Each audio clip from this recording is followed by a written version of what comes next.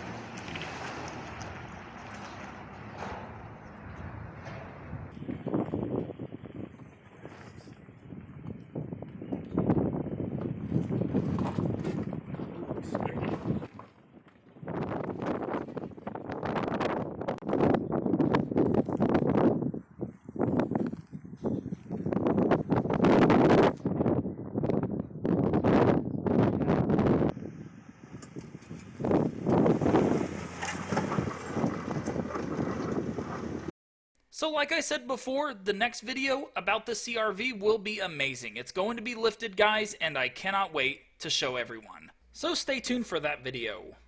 Alright guys, and I will see you guys on the next video.